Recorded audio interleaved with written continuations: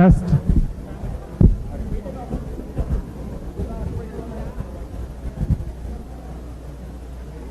Where's my jacket?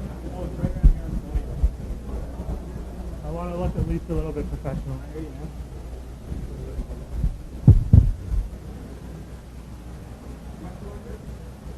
We're just going to do a count right now.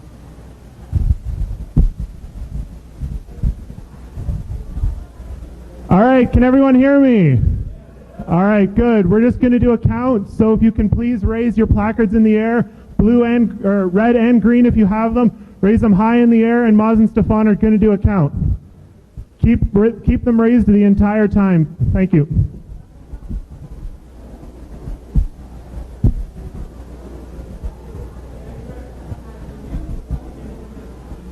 Can everyone please sit down as well, especially over here by the entrance? There's some chairs over here on this side as well.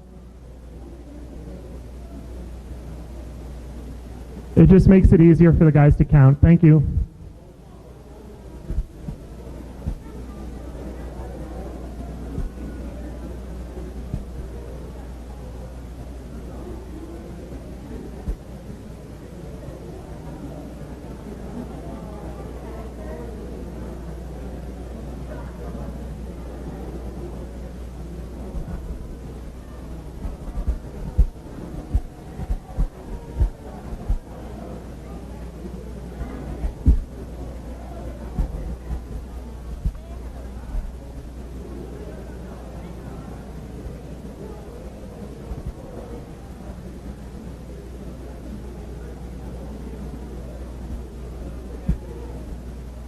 Well, they'll have to come to me and give me a total, and I'll ask them.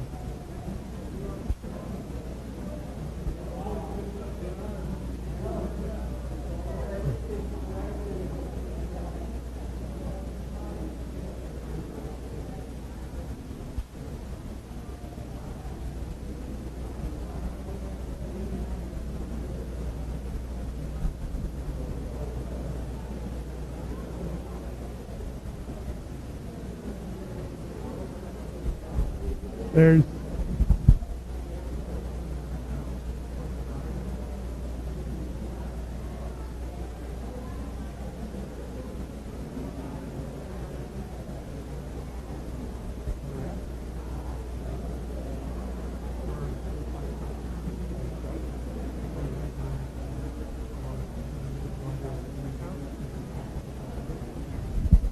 all right, guys, we have conflicting numbers, so we're going to do a recount.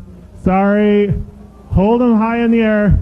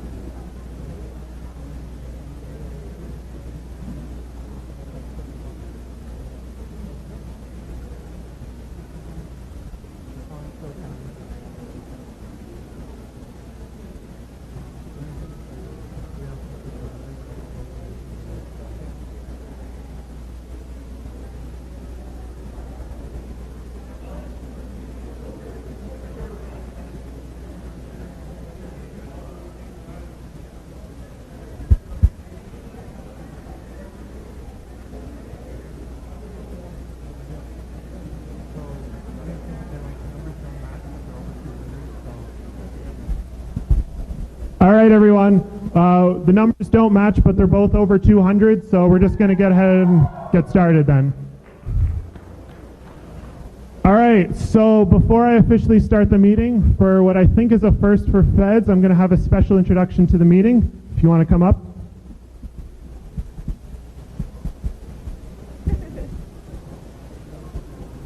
Thank you. So my name is Amy Smoke. I'm the president of the Aboriginal Student Association here at the University of Waterloo. And we are really honored. Emma Smith and I are both students here, and we are honored to be able to open your meeting for you and do a territorial acknowledgement to the land. For those of you that don't know, the land that you're standing on, that the university is built on, is actually built on Mohawk territory.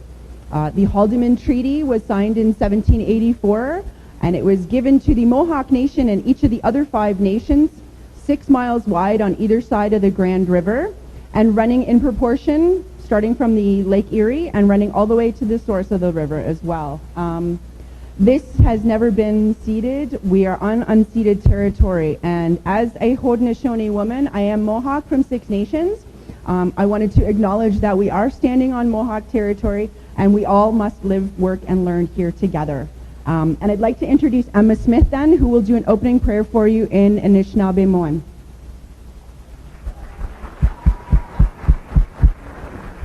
Bonjour, I'm an Aboriginal student here. I'm not Mohawk, I'm Ojibwe, which is Anishinaabe. And I just want to do a prayer to thank the land and the water for being here for us. Miigwech, Kajamnido, Kinigago, Gamijan, Miigwech, Kian, Kinigago, Gamijan, Miigwech, Jivi, Kinigago, Gamijan, Miigwech, Mi'u. That's just thanking the land and the water for being all that it is and doing all it does for us as humans.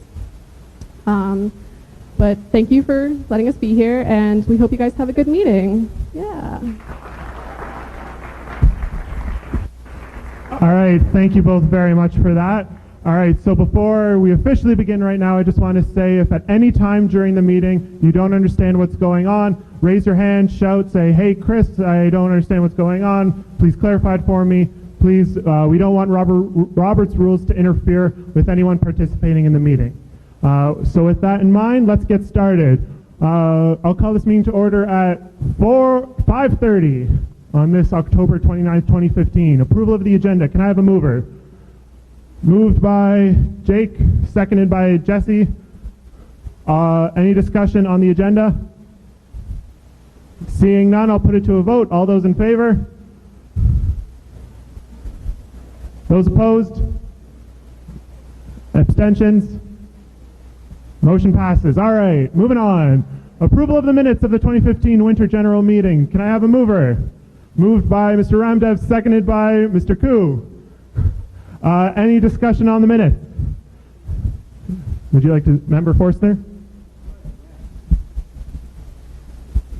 Thank you. My name's Sasha. It's been a couple years since I've been at one of these meetings. It's good to be back. I know this is the agenda. You just want to approve it, and we can get to the actual meat of the meeting itself. But I think there are a few things here that need to be said. If you've taken a look at the minutes from the March General Meeting, we need to have a chat about minutes and what they're meant for. Minutes matter. This is the highest decision-making body in Feds. Its decisions are legally binding on the corporation, sometimes for years at a time. The things we do here are recorded in the minutes, and the minutes are often the only record of what happens here. They are certainly the only official record of what happens here. Minutes are a document written with an audience and a purpose. There are 5 things you should always be able to get out of minutes.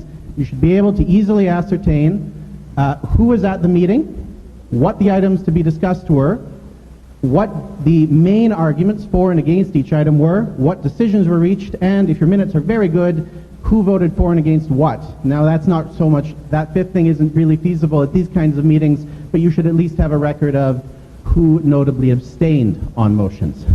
Now the problem is, if you take a look at the minutes from the March General Meeting, they're 35 pages long. They're a monstrosity that covers every single word that was said at that meeting verbatim. The real problem with those minutes is that as someone who couldn't be at that meeting, when I look at it, they're not formatted, so I can't tell what items were being discussed when and by whom.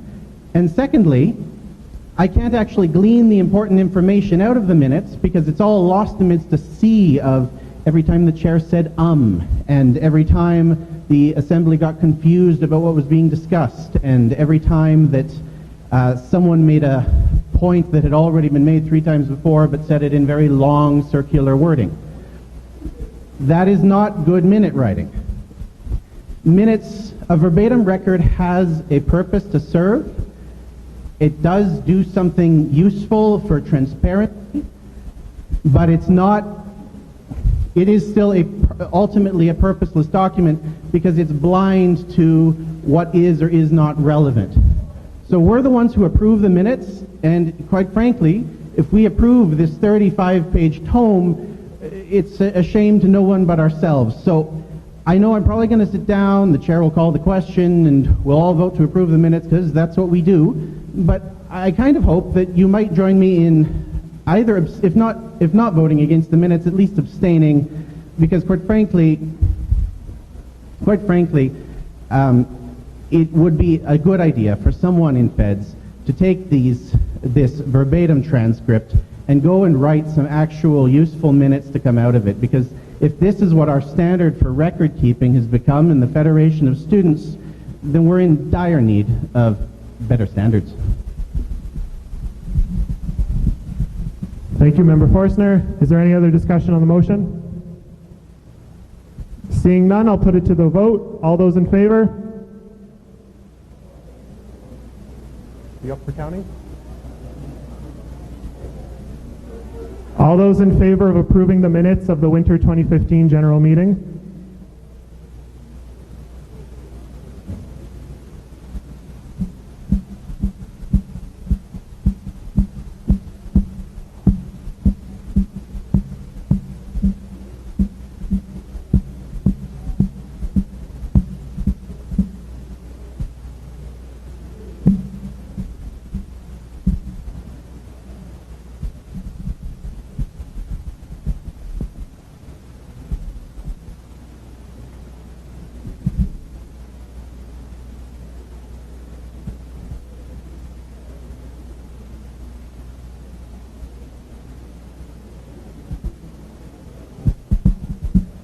And those against?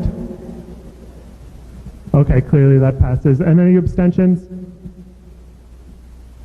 If anyone would like their abstentions noted, you can please come up to the front and have it noted. Otherwise, we'll move on. Seeing none, motion passes. Item 3, receiving the auditor's report. So just to clarify, because there has been some confusion in the past, this is not a motion to approve or anything. This is purely for information for the general membership of the Federation. They're just pulling it up now.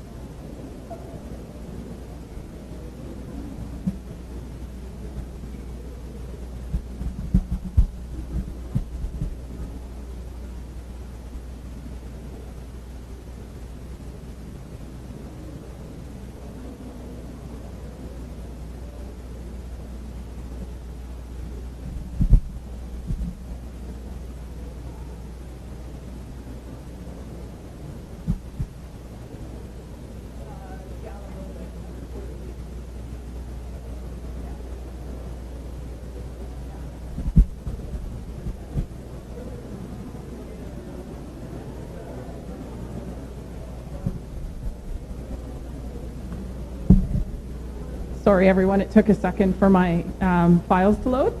My name's Cheryl Flug. I'm the accounting manager for the Federation of Students. The first thing I wanted to point out in the audited statements is that the statements pass the audit. They're presented fairly in all material respects. So that means that we've been doing our accounting properly.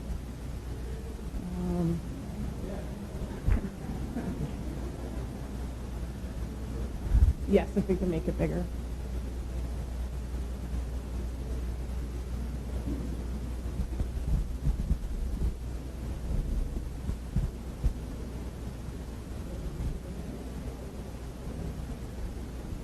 So this is the statement of financial position, also known as our balance sheet. The biggest thing to note is that from 2014 to 2015, our overall net worth increased by $900,000. So that's a good thing. The thing that most people are interested in is the statement of operations, also known as an income statement. So a couple things to note on the income statement. We had a $131,000 gain on investments compared to $93,000 last year. So our investments did well. If you can see the bottom line, we had a $434,000 loss for the year.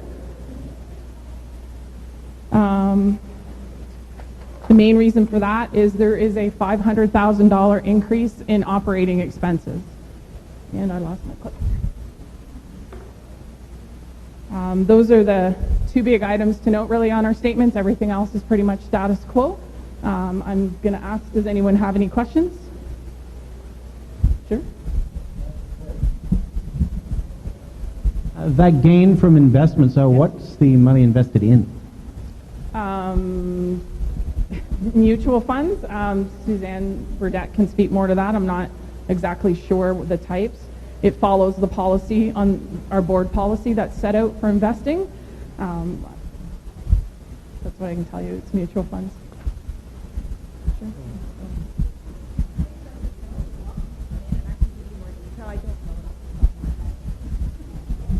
Basically, if you want more info about our investments, you can come to the general office and ask there, because we don't know offhand.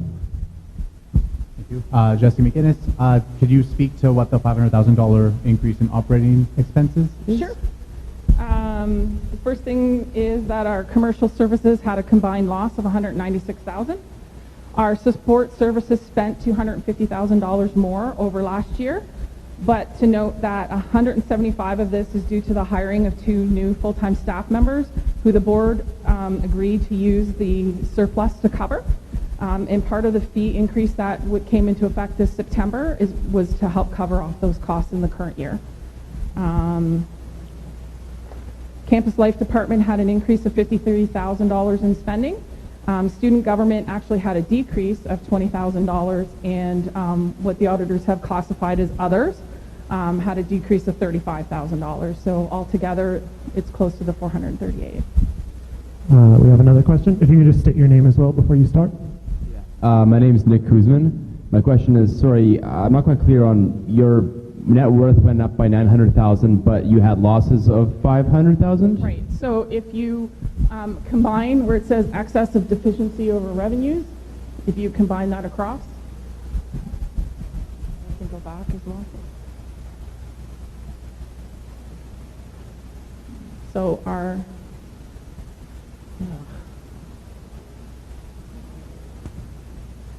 nope, that's not it.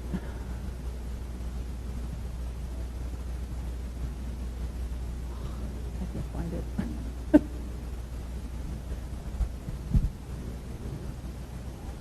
Sorry, right there. So in 2014, we were 7,319, and in 2015, we're 8,235,33. So roughly 900,000.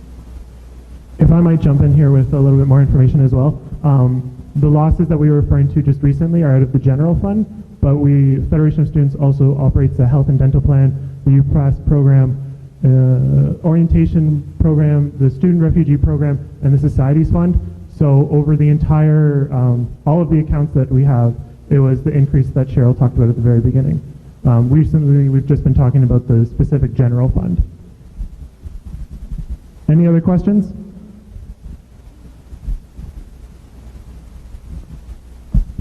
Chanakya, at a high level, could you tell what all things worked well for us this term? Because we got like on one side, but like what all things went well financially for us?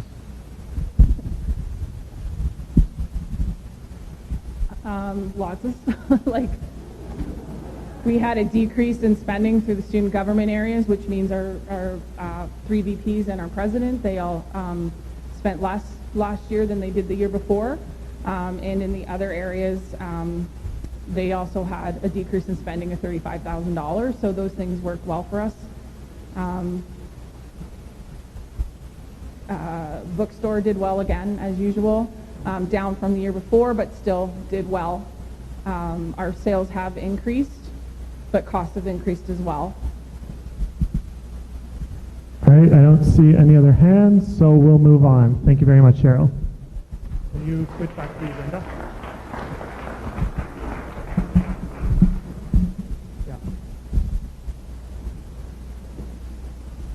All right, so next item, we have approval of the auditors for the 2015-2016 year. Can you just scroll down a bit? To the actual motion itself. So the motion is be it resolved that MNP be approved as auditors for the 2015-2016 fiscal year. Do I have a mover? Moved by Vice President Yasin, seconded by Alexander Ray. Any discussion on this item? Seeing none, I'll put it to a vote. All those in favor?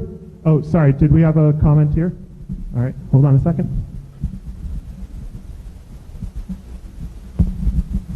Do I have to say my name again? Or, yeah. Okay, Nick Kuzman. My question is, can you specify exactly what BERT MNP stands for and a bit of background on that?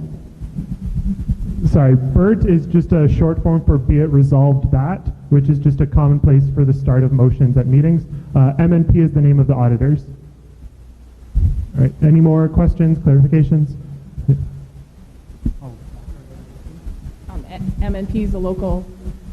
They operate They operate across Canada, but there's a local office here in town. They've been our auditors for many years. They've gone through some changes and some buyouts. They were called Myers Norris Penny. They've decided to shorten it down to MNP. Their offices are on Northfield Drive. They just moved there from their Weaver Street location. Not sure what else you would like to know about them. All right, any other questions? All right, we have one here.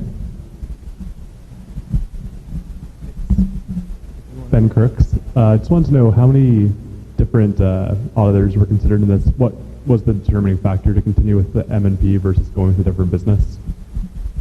In order to use another auditing firm, we'd have to put out a request for proposal. Did not have time to do that this year. I was in a car accident in July, or in late mid-June, and not working for 6 weeks, and then on reduced hours for 6 weeks. So we're just going with the same firm because I haven't had the time to go out and do the 4 to 5 months worth of legwork to look into another firm. All right, thank you. Any more questions, comments? Seeing none, I'll put it to a vote. All those in favor of the motion? Thank you. Those against? And abstentions? All right, if you would like any of your votes noted, please come up to the front. Otherwise, we'll move on. Motion passes. So food's getting, we can start serving the food. So I'm just going to say people on this side of the room can start getting, so we don't have all the people come up at once. Sorry to people on the other side of the room.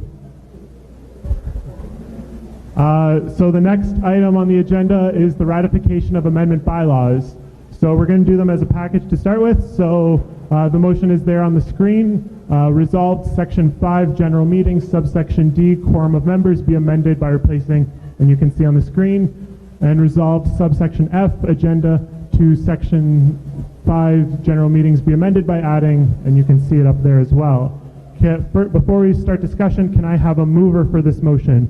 Moved by Member McGuinness, seconded by Member Kermani. All right, we can now have debate. Point of order.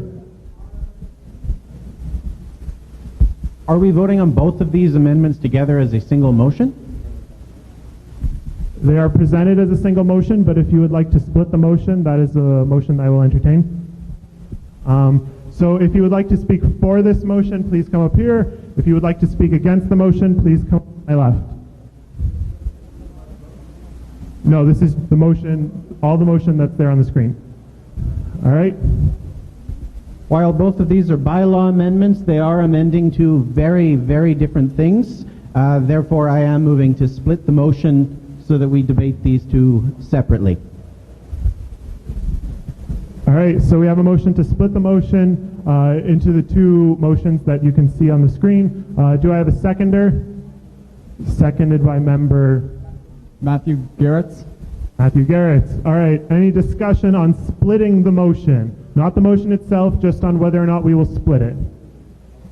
All right, I don't see any, so I will take it to a vote. All those in favor of splitting the motion, please raise your placards.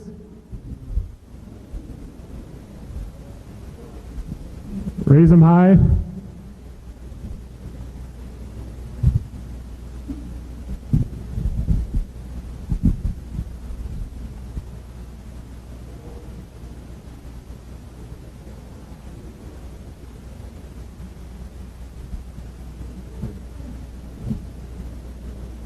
You good? All right, thank you. And those voting against splitting the motion, please raise your placards.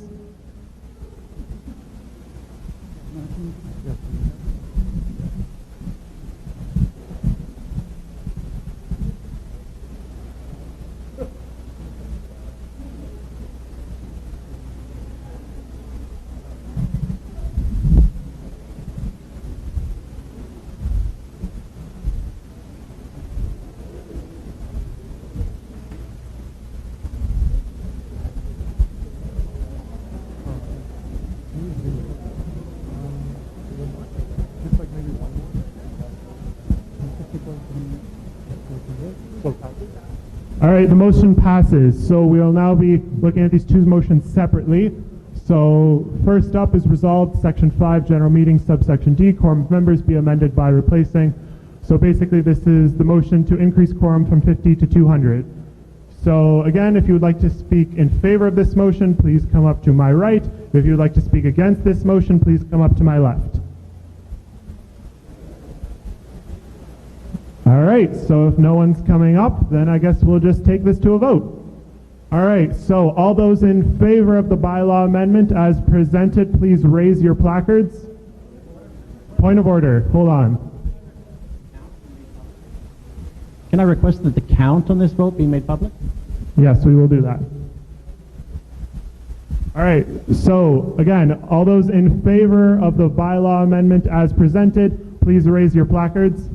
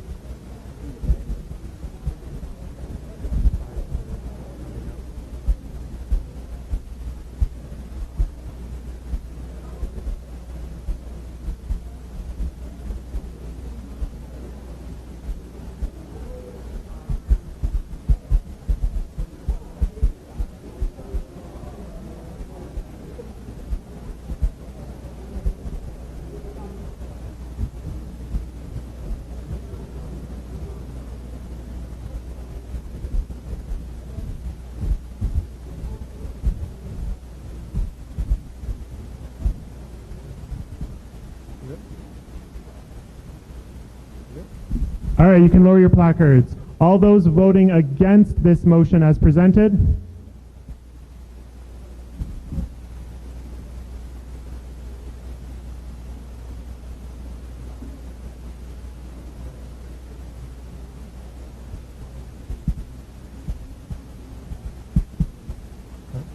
All those voting against? No. All right, so, all right, you can lower your placards. And all abstentions? Any abstentions? Go with the count. 110 to 28 to 1. Okay. All right, so the motion passes 110 to 28 to 1.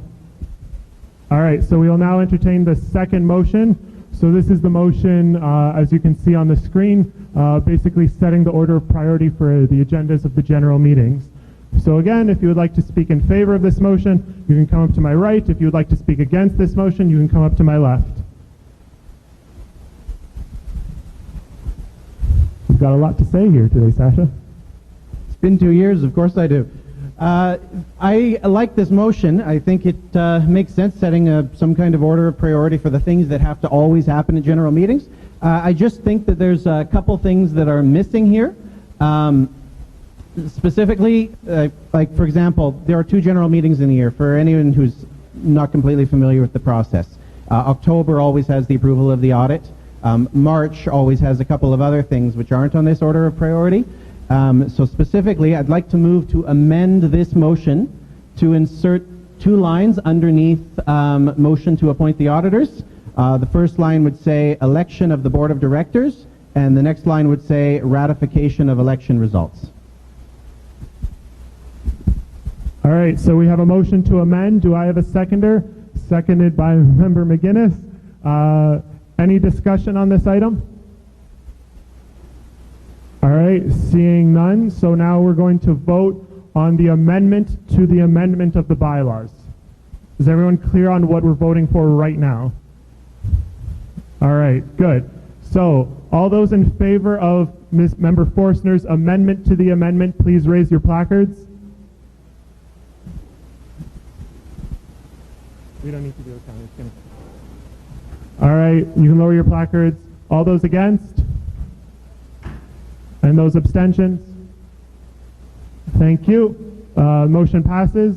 So now we will be moving on to the bylaw amendment as a whole. So keep in mind that this now includes the election of the directors and the ratification of the new executives after motion to appoint the auditors. Any further discussion on this motion?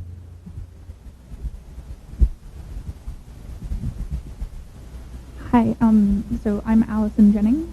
I was just wondering, so is this a change from a different order of priority, or is this just something new to be added? I can answer that right now. Currently, there is no order of priority. There is kind of convention that we usually follow, but there is no forced order of priority year to year.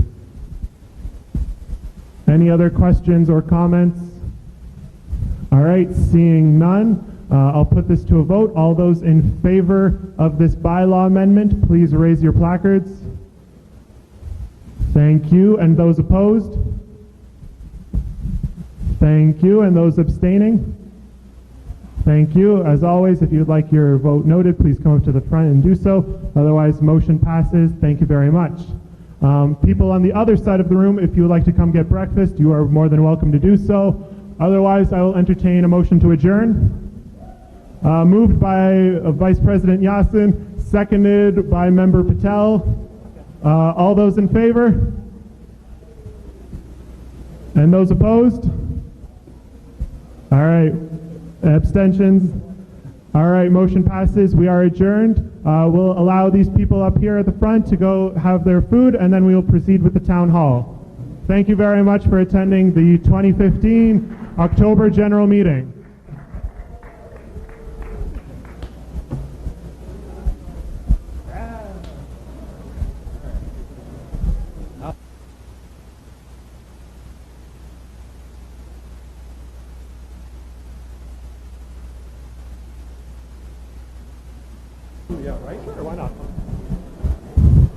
Just to comment, in case some people aren't aware, the subjects of the town hall that the executive will be discussing and will be answering questions from the general membership include school spirit, housing in Waterloo, the new fall reading break, and a new student building proposal on campus.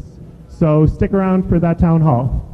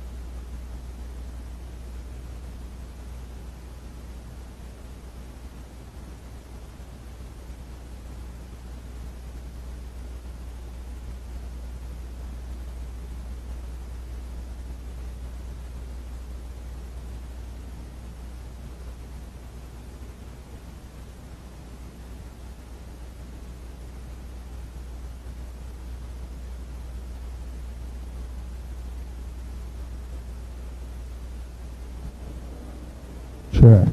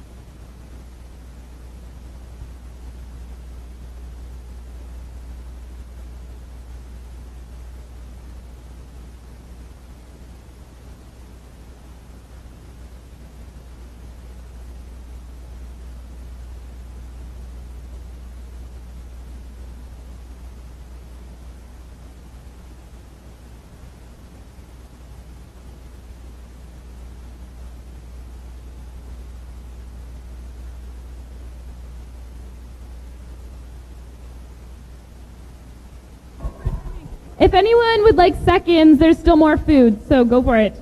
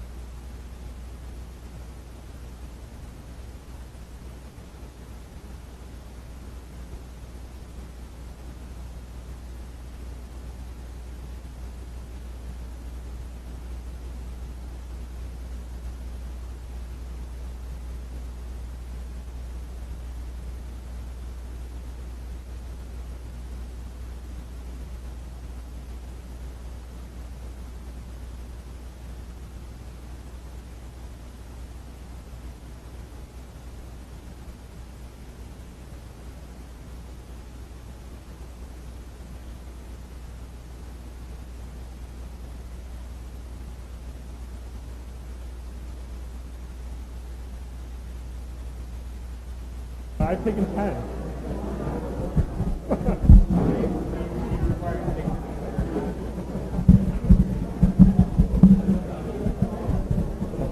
That's a Maz when Sasha was talking about minutes.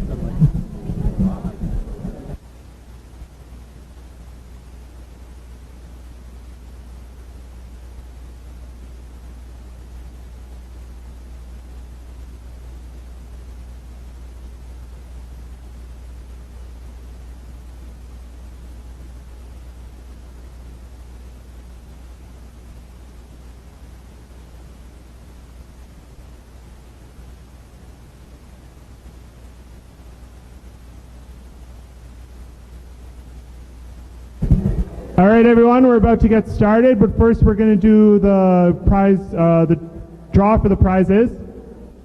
So the second runner-up is for a free bubble tea.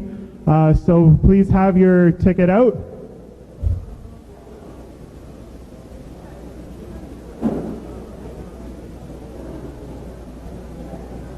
Yeah.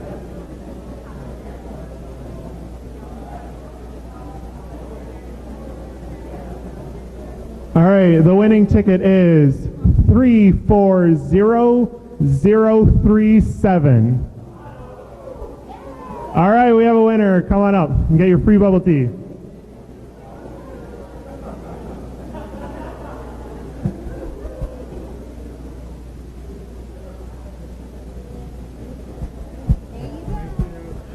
All right, the first runner-up is for a free entree at the Bomber. And this winning number is 340039. No. All right, no. Oh, wait. All right, we have a winner.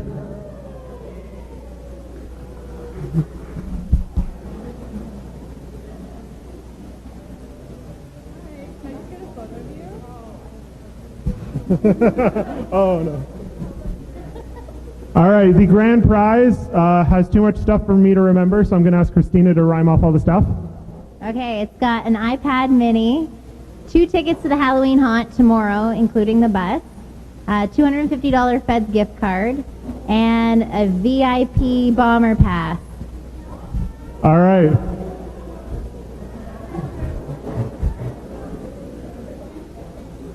All right, so the winning ticket is 340081.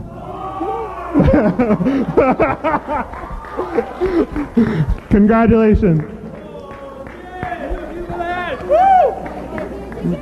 Yeah. I want to take this.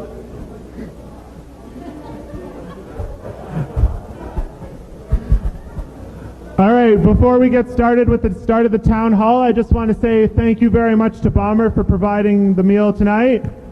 Let's give it up for Bomber. I'll now introduce tonight's moderator. He is the current chair of the Feds Board of Directors. His name is Alexander Ray. All right, good evening, everyone. So we are having a town hall session this evening on the 4 key issues that the executive and the board of directors felt were the hot button issues in the region right now. So the first issue I'd like to discuss, and if we could get the rest of the executive up here, I will introduce them, and then their specific roles. But the first issue we'll be discussing is one that I think is close to our hearts right now in regards to housing in the region. We have seen some issues circulating around on social media, as well as there seems to be some underlying issues that people would like to have a question and answer discussion on. So to my immediate left right now is Maz Yassin. He is Vice President Internal. Then we have President Chris Lolas, Vice President Operations and Finance Carly McCready, and Vice President Education Stefan Hamand. So those 4 executive are responsible for guiding Feds day to day. Mainly, Carly is responsible for financial and commercial operations. Stefan is responsible for educational issues and interfacing with our local, regional, provincial, and federal partners. Chris is responsible for the general oversight of feds and providing guiding direction for us. And Maz is responsible for clubs and internal services that we provide as an organization. And taking selfies. In regards to housing, is there anybody with a question right now?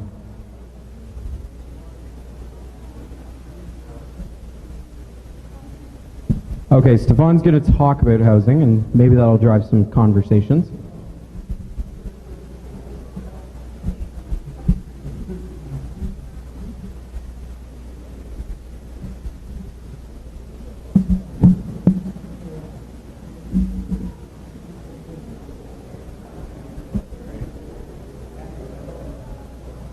Yeah, I guess it. No.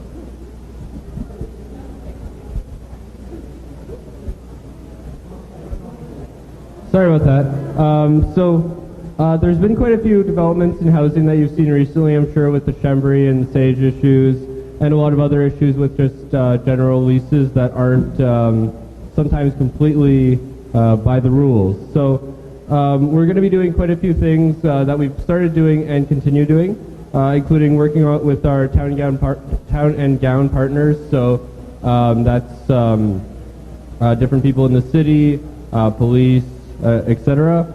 And just about different development strategies that are happening in Northdale. And Northdale is between Phillip and King and Columbia and University. We've had meetings with the mayor, and we invited him to our Students' Council where we discussed a lot of housing issues. We're hopefully going to be meeting soon with our local MPP about this as well. And we're looking at a guide as well to give you better insight into what you're allowed to have in a lease and what you're not allowed to have. And we've also been trying to collect a list of all the leases that occur in the region from the different housing providers. So those are a few of the things that we're working on right now related to housing.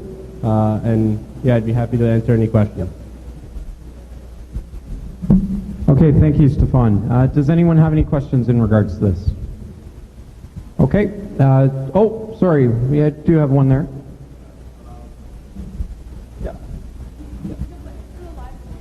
Oh, yeah, just for the live stream. My name is Ian, and I'm living off campus this year. I just want to raise a concern that sometimes we have any problems regarding housing issues. I just couldn't find anyone to help me. Honestly, I'm probably I'm second year, so I'm pretty new in off-campus housing. But is there any kind of law advice or anything we can actually ask for? Thank you. So we don't have a law office, but there are a few different people you can go see. Off-campus housing, which is downstairs and run by the university, is a really good resource to talk about leases or talk about separate housing issues. If there's a larger issue that you think is affecting a lot of students, we'd also really be happy to hear about it in particular too.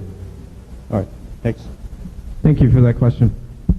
So is there any other questions in regards to housing? If not, we will move on to fall reading break. I will let Chris speak to this motion and what sort of happened, or not motion, speak to this issue and what's the recent developments have been at the University Senate. All right, so you might have heard, sorry, it's Stefan talking.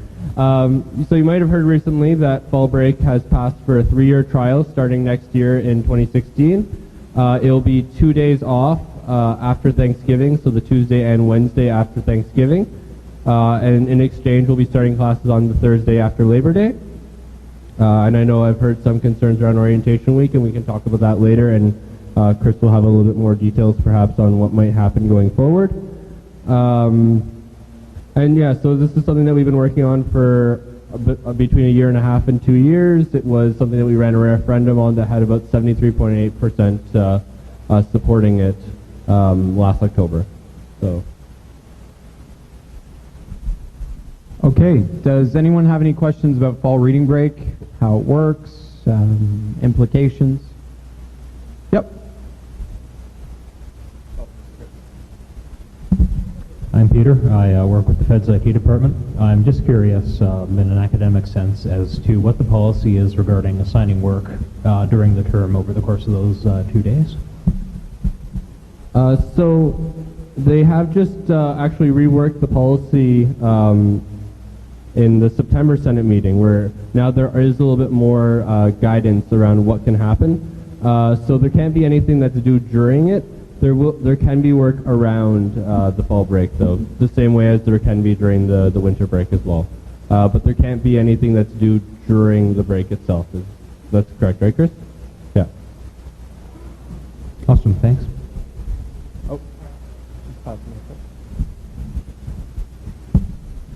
My name's Connor. I'm just wondering, what was the rationale of going with a half reading week opposed to a full reading week? So we originally were trying to get a full week. The sacrifices that would have been necessary for a full week would have been starting earlier, as well as Sunday exams. Unfortunately, when that was brought up, and that is exactly what's happening at Laurier right now and at a few other universities, when that was brought up, the Faculty Association and some faculty members were really not interested in having Sunday. And it's something that maybe we can explore in the future, but it was really just unfortunately a non-starter. And the way that Senate works, it is mostly faculty members, and if we couldn't get them on board with a full week and by having Sunday exams, we knew that this wasn't something that we could really push forward successfully. It's also worth noting the unique position the University of Waterloo is in. Because of our co-op system, we do run quite intensively all 3 terms throughout the year. Most other schools in Ontario, they don't have as intensive a spring term as we do, so it would be very difficult to start any earlier during the fall term and still get the amount of days that we need in all 3 terms. Hi, my name is Ashley. Just want to know how this will affect the fall exams. Like, will it start any earlier or end any later? So there won't be any really changes to the fall exams. So by starting classes 2 days earlier and having 2 days off, the day of starting exams should be exactly the same for each year. All right, thank you for those questions. Carly does have one. Sorry, someone who had to leave gave me this question to ask you, Stefan. So her name is Patricia Duong. She's in engineering.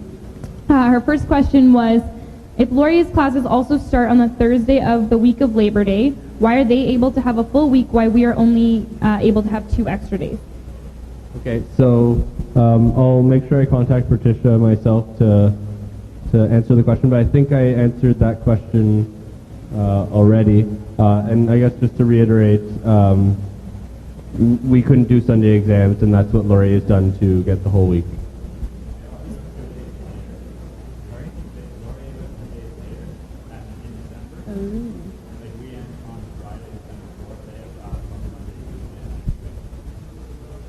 Okay. Okay, her second question was, have decision makers also factored in the reduction in time for students returning from a spring co-op to transition to a school term? So that is definitely something that was discussed a lot, and the amount of break in between in general for students who might be going home. So that was something where, yes, that is a 4-day reduction in the amount of time back. In terms of co-op students, in terms of amount of stress, one of the things that I had seen as a co-op student myself, going from April to May, for example, was that oftentimes there's only a weekend break. This will probably have more students guaranteed a 3-day break, at least in between the two, which I think will be very beneficial for the majority of students who had that in between. But yes, co-op was very much considered throughout the whole discussion, and the university and ourselves are very aware of how co-op makes us very different than a lot of other institutions. She just had one more question, which you already answered, but I'm just going to read anyways, which is, why did decision makers choose to detract 2 days from orientation week instead of adding Sunday exams like many other schools? Okay, so like I said, the Faculty Association was not on board for that, and we did try and push the issue a little bit, but we weren't really getting anywhere with them, unfortunately. Okay, we actually do have a question just over here, and then we'll go over here. Hi, my name is Julie Young. I'm a transfer student from Ryerson. We did have a full reading week, and I have no problems with the 2 days, but I was just wondering, would it be the Thursday, Friday, or would it be like what days would it be on? So it is on the Tuesday, Wednesday after Thanksgiving. Okay, because for me, that doesn't really make sense because if you're starting on a Thursday, Friday, then your Thursday class will have one extra class, and then you'll be losing a class on Tuesday. Does that make sense? Oh, what generally happens, and this happens, let's say for example this term, there's a Saturday class, but it's actually Monday schedule. They'll probably do something similar either at the end of the term or another point in the term, where they'll make a Friday is actually a Monday, or something along those lines to make sure that no day is actually cut that way. So what is the reason that we don't have Thursday, Friday instead of? They wanted to make it as late. They didn't want to make it any earlier in the term was, I think, one of the justifications for not doing it on the Thursday and Friday before Thanksgiving, at least. That's one of the concerns. And to match up with Laurier, who's doing it Monday through Friday. They didn't want to have, let's say, double degree students would have had Thursday and Friday off at Waterloo, and then Tuesday through Friday off at Laurier. Okay. Thank you for that question. Hello, I'm Kumar from the Feds. In regards to the students that live on residence that are international or cannot go home, will residence be open? Will it remain open for fall reading week? I believe it's open during winter reading week, so I believe it would stay open for fall break as well. I can speak in regards to the college's environment. Essentially, residents will operate like they're on a holiday schedule. So it'll typically sort of a Sunday style schedule. But staff probably will most likely be here. It's an academic break, not a stat holiday. Do we have any other questions in regards to this topic? Okay, so Say one last yeah, Chris. One last thing I just want to end on is that the implementation of this reading break is not a permanent thing, so it's only a 3-year trial period, and every single year that it's running, they will do an annual assessment of it to see how well it's going, what problems that we haven't foreseen that arise. So 3 years from now, we'll be revisiting this issue to see if we want to continue doing the reading break or if we want to move back to our old schedule. And one of the things that I've recommended to a few people is that we should run a referendum again in a couple of years' time after we've seen how it's affected our students, and depending on the results of those, that should factor very, very highly into if we continue doing this or not. Okay, thank you. So our next topic is school spirit at UWaterloo. I know it has been an issue, but we'll get either Moz or Carly to start off with that. Oh, actually, we do have a question over here. I just wanted to know that would shortening the orientation week mean fewer activities for incoming first years, or would it mean more activities during the days that orientation is happening? Short answer to that is to be determined. Long answer to that is that it is a very long process. So currently the orientation steering committee and the orientation advisory committees, they're made up of the staff and a few student reps such as myself. They'll be looking at what possibilities they can do to the schedule. There are a few things that need to happen during orientation, as well as maybe potentially moving some days around. So it's still up in the air, but we will try and make sure that all of the most important and beloved events do remain. Thank you for that question. So school spirit, I don't know who on the executives dive in. Maz will dive into this, and then we'll get some questions from the floor. Thank you. Hello, everybody. So the topic of school pride or school spirit seems to come up a lot here at Waterloo. Ever since I became VP Internal, that's a topic that a lot of people sort of brought up as an issue that needs to be addressed by feds or by the university. And students have a lot to say about what is lacking at our university, or if anything's lacking at all, or what we need to do better.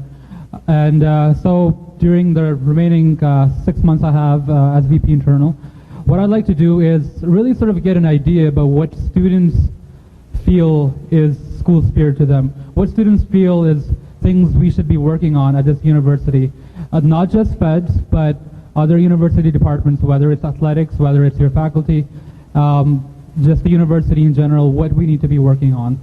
But to be able to set a direction on what we need to fix, we really need to get to the bottom of what the actual issue is, what the problems are, because different students have a very different idea of what spirit means to them.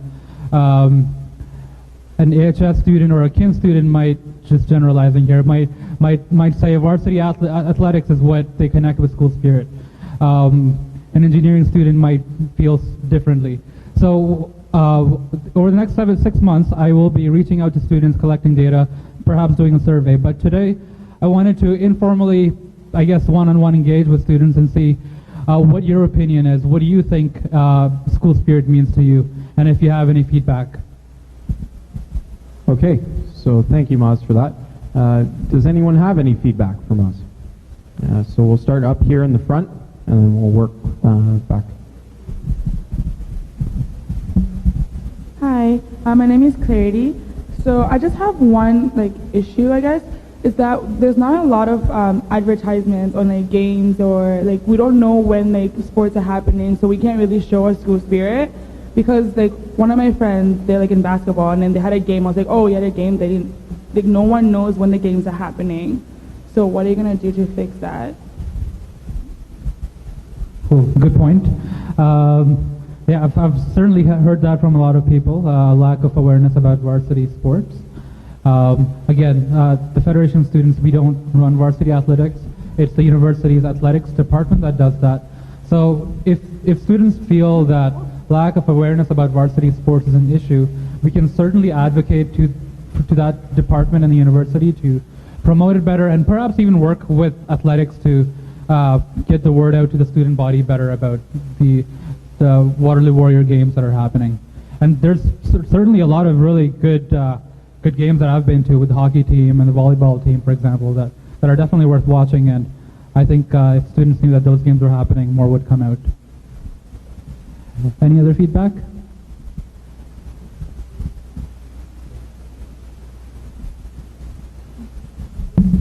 Hi, Chanakya, and I do agree with the fact that we have some teams that do amazing, but most of the events, especially during orientation when we have black and gold, surrounds teams that have historically not performed to their best potential, and that leads to students who are, or first year students who come to campus super passionate about water. They go there and they see the result, and it just brings everything to a little bit of a lower sentiment that they have towards university. And I feel when we do events, we might want to focus on sports that have historically done a lot better. Secondly, a lot of school spirit gets associated with sports, while our university is doing really well, especially when it comes to entrepreneurial fronts, where we've had the first billion-dollar company coming from our university, many companies doing well. So that might be a potential avenue for you to look into, to tie UW school spirit to things that we are actually amazing at. Cool. Thanks, Chanakya. I think there's one more person. I just want to attest a little bit to the graduation ceremonies, and that those don't really show any spirit either. I recently attended my boyfriend's graduate ceremony, got a master's, pretty big deal, and it was the longest 2 hours of my life. The speeches were not great, and it just wasn't a smooth ceremony. Going up 3 at a time, even for PhDs, is pretty sad that you don't get your own sort of moment for getting a PhD. So I just think that we could put a little more effort into our graduation ceremonies and appreciating our students. Cool, thanks for that feedback. I actually convocated on Saturday, and there's a lot of sitting around then. I can attest to that. If I may sort of change gears, sort of go along with Chanakya said. He said that it might not necessarily be athletics or sports that students feel connected to when we talk about school spirit or being proud about Waterloo.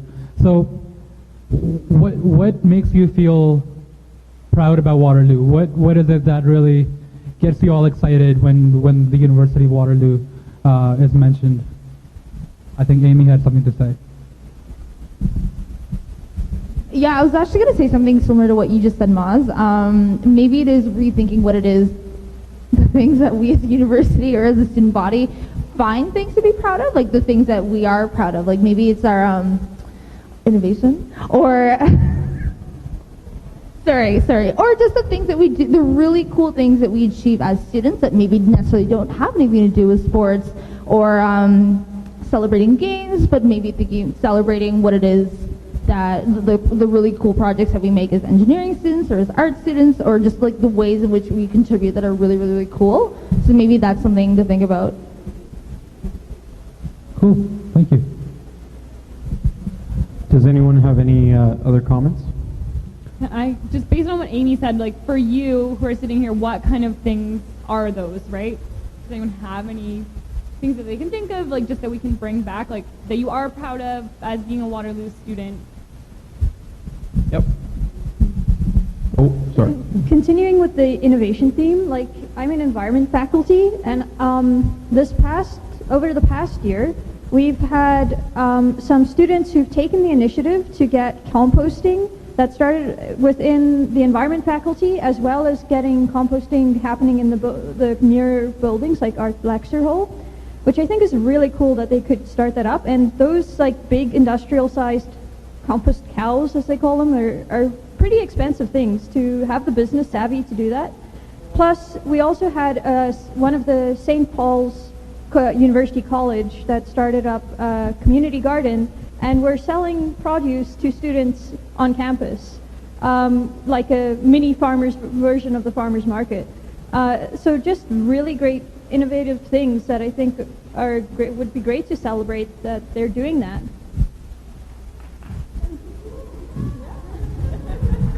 I'd just like to say, as another environment student, there's a lot of good stuff coming out of that faculty too, so hashtag shameless plug there. I guess I do have a follow-up question for you though. What do you think we need to do as a university to put out those big things? I haven't thought of that before, but I guess it would be nice to have some way that that's acknowledged. Through some sort of event to kind of like maybe a flashback on the term, kind of accomplishments, and we could nominate people of what students are we proud of, and just kind of have an event like that where we just get together to celebrate. Thanks a lot for that feedback. So there's a few good takeaways there when it comes to promoting varsity games better, and also acknowledging that we're a lot more than athletics, and there's a lot of stories to tell about students, whether it's about entrepreneurship or about other initiatives like St. Paul's Greenhouse and the community garden that students are involved in. So telling that story, celebrating that, those are all really great things, and that will be part of the feedback. I'd like to keep the conversation going. My Twitter handle is UWFedsVPI, and my email is vpin@feds.ca. If you think of any other feedback, just email me, come by to my office. In the next few weeks, months, we will be also putting out a survey to get more feedback before we can really go to the university and say, hey guys, this is what you need to do. Can you please do it, because this is what students think. Thanks a lot for your feedback. Thank you on that. So our final thing, which is something close to Chris right now, is the new student building, or the proposal for a new student building. So I'll let Chris open up in regards to what this is. All right, so I'm going to give a little bit of context to this whole issue before I delve into what I've been working on recently. So I think back in 2009, there was a referendum put to students about would they support a fee of a little under $50 for a new student building on campus. That referendum failed, but the idea that student space should be expanded on campus did not die. Certainly percolated over the years. A few years ago, the Fed's president at the time, Andrew Noble, he picked up this project, did a lot of research and a lot of work with the university to refine the project and kind of revive it and think of it in a new light. So I'm using a lot of the work that Andrew Noble and his team did in his year as president and restarting this project and hopefully bring it to a referendum. So basically we understand that there are a few things that on campus, two types of spaces that aren't really being served given the vast number of students that there are on campus these days. Specifically, it would be dining space, places for you to eat your lunch, and just general recreation space, social space for students to hang out between classes. So the new proposal that we have now is a extension to the SLC and to the PAC that would merge the two buildings together. So over towards BMH is where the footprint of the building would be. It would kind of go up against the pathway along the BMH green. To be clear, it will not go on top of BMH green, so we're not losing that green space. So I'll touch on a few key features of what the building proposal right now is looking like, but I do want to stress very much that it is all still subject to change. So please don't go home thinking like, oh, they're for sure going to have like a room full of foosball tables or anything like that. No, it's still up in the air and it's still to be determined, but I just want to give you the general sense of where the project's at right now. So as I said, dining space is certainly going to be a very important feature of the building. If you're in this building between about 11 and 2, you'll almost certainly see everyday students eating their lunches on the stairways. And that's wrong for a number of reasons, not the least of which is fire code violations. But so other important things that are going to hopefully be in the proposal for this building are, as I said, just general lounge and recreation space. And we see that being lacking in this building and just generally on campus, especially when this room, which is probably the largest lounge on campus, is very frequently used for events, not unlike this one, during the day when students do want to relax and hang out.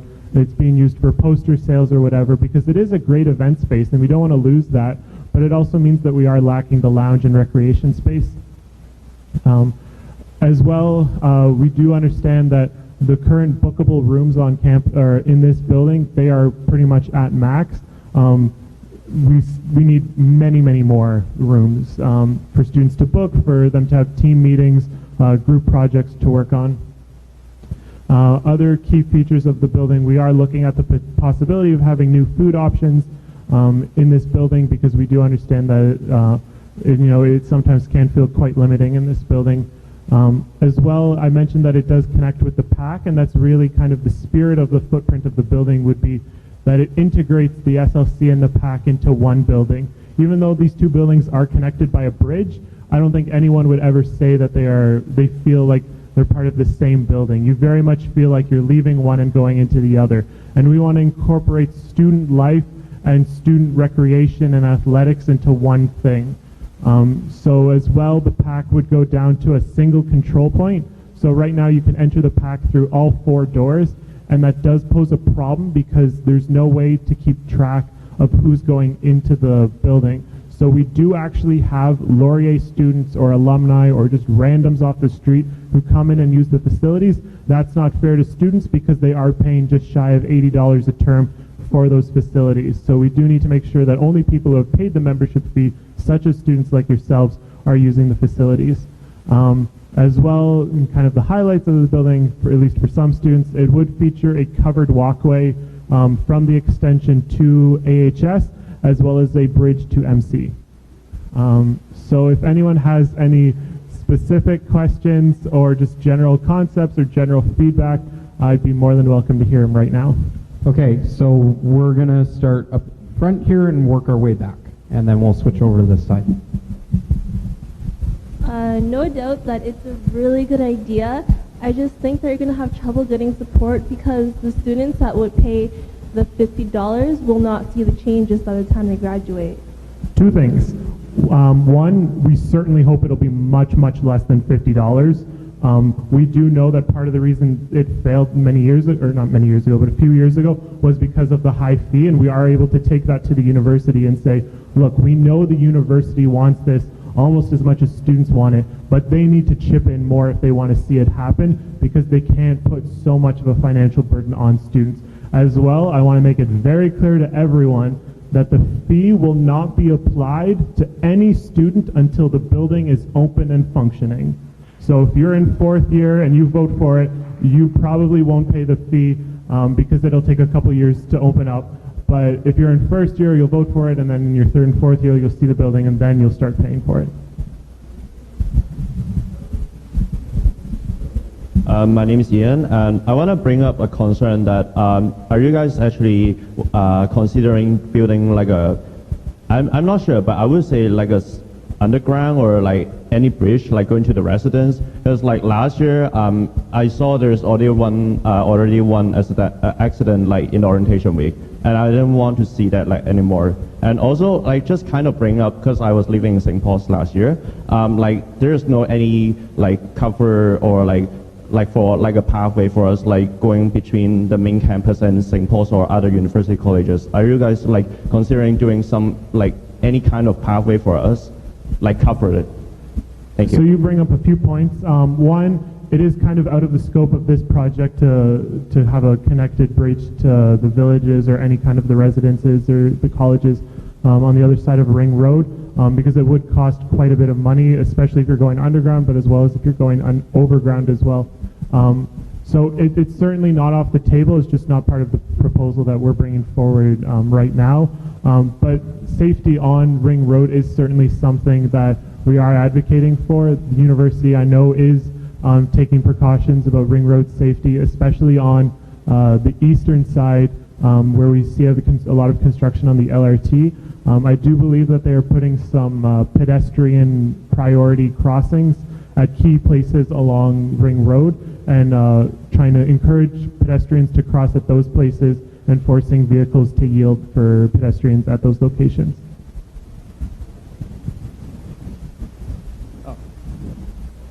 Did I hear correctly that you're planning on barring off entryways to the PAC to prevent the access of randoms? Because I guess that would also make it less convenient for us, and it doesn't seem really necessary. So the problem is, and they do know that there are quite a number of non-members, let's put it that way, who are using the facilities.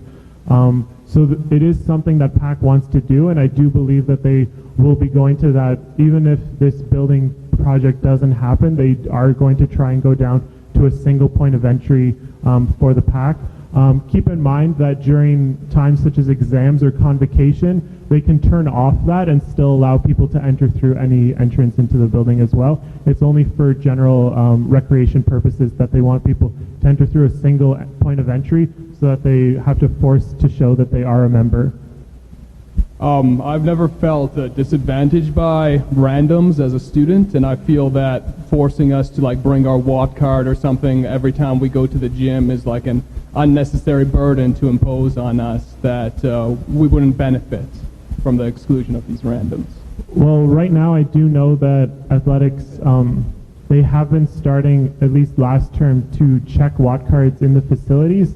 So they are asking people who aren't able to prove that they are members of the facilities to leave, and they have had actually positive emails from the members who are saying it is less crowded in the facilities now that they are checking Watt cards and membership, just because they are making sure that these non-members are not able to use the facilities. And I think many students would prefer that, since they're the ones paying the $80, they would prefer that only they get entrance to the facilities and it's not crowded by other people who are kind of sneaking in and not paying their fair share to keep the facilities running.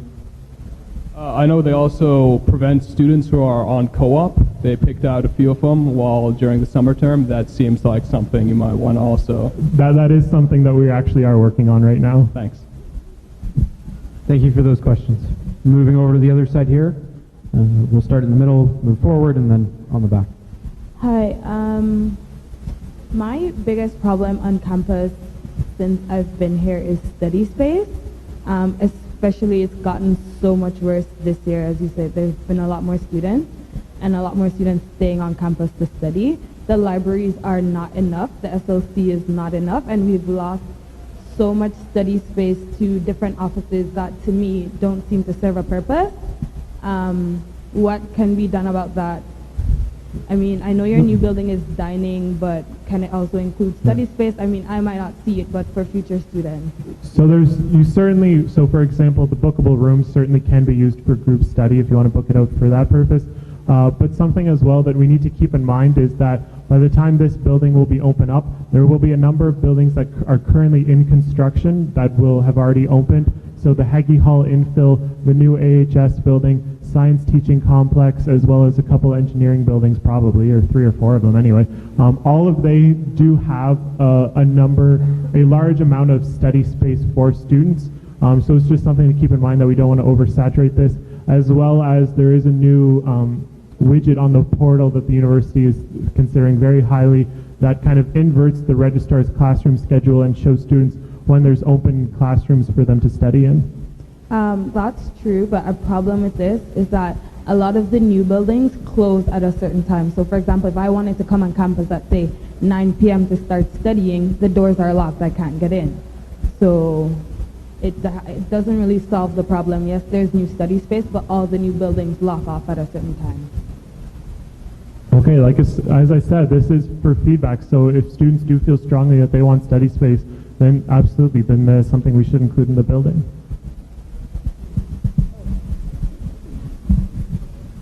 What would the estimated cost of this project be? And do you know what the breakdown would be between students paying and the university paying?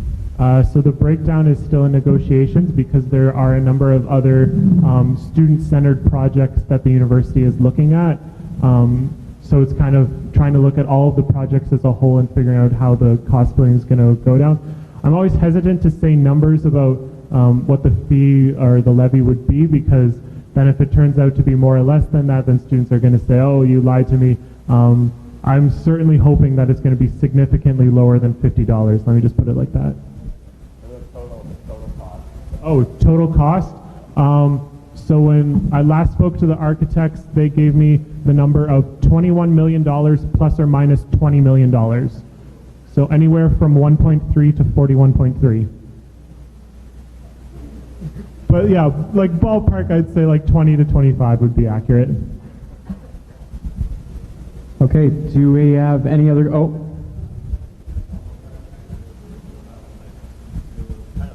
Yeah, exactly. So it depends on, if we want to put in some like grand, high-tech rooms in it, that's going to drive up the cost. If we want to make it, like the QNC building, so that's resistant to the vibrations from the cars, then that's also going to drive up the cost. So it all depends on what goes in the building. Okay, we got one more question here. Talking about study space, so the rooms that we had upstairs are all taken by like feds clubs and stuff like that. Like, what are the point of them? Because we're the ones who are paying for like study space and all that stuff, but we don't see anything being done with those. Like, I don't even know like what that club room is for, the club's community room is for, or the media.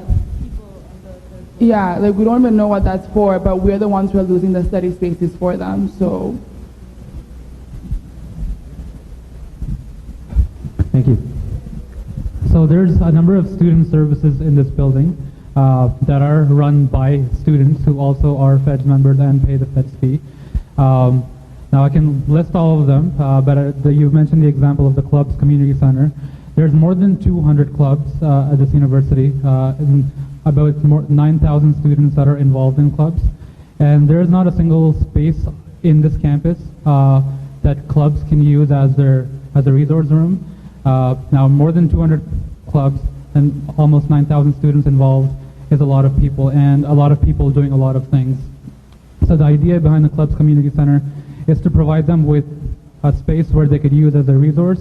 It will have a club's library. A lot of clubs own books, so students will be able. Any student will be able to access the library in it.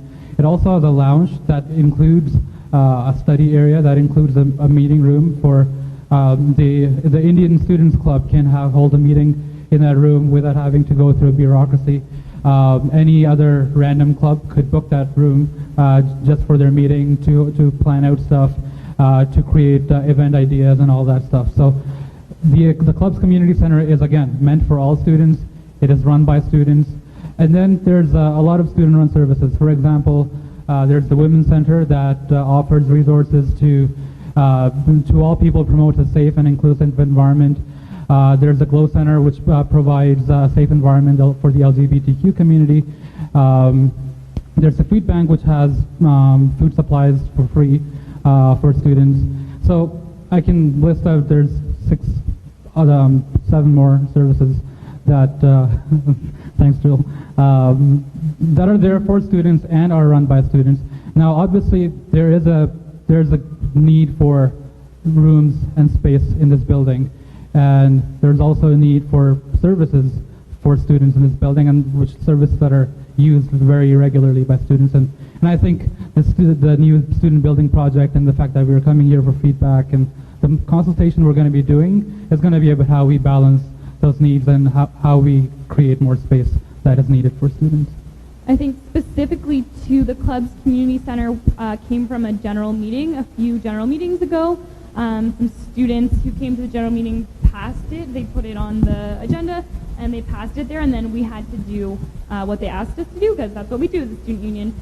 So it did just finish, and it's what students directly asked us to do with the space in this building, and so that's what we had to do with it. And in terms of space within the SLC, like, there's a bunch of changes that are happening. We're putting in a service kitchen so students can use it to prepare food, and Johns can use it to do cooking lessons, and clubs can use it to store their food for barbecues and things like that. So we are looking about space in the SLC and reallocating and trying to give more back to students for general use for sure. So if you ever have any concerns, like, you can email me. But like, what about studying? Because our main issue is because we don't have spaces to study. We spend like 3 hours looking for study space. So you guys are taking away like those spaces for us students to study, and other students are paying the same amount of money as those clubs for them to be studying, which is not fair for other students. Right, so every Federation of Students member is able to join a club and use those spaces. I think the purpose of the Student Life building is first just, there's nowhere else on campus that a club could go other than the Student Life Center, right? And so we're really hopeful that with the new portal app opening for booking, like being able to go into classrooms, and as Chris said, a lot of the new buildings that are coming up do include study space, but we're just sort of really protective of the space for student activities to happen, because there's nowhere else like the Great Hall on campus and things like that. Plus we do have the study tables that come up during exam time here in the Great Hall, and other things like that.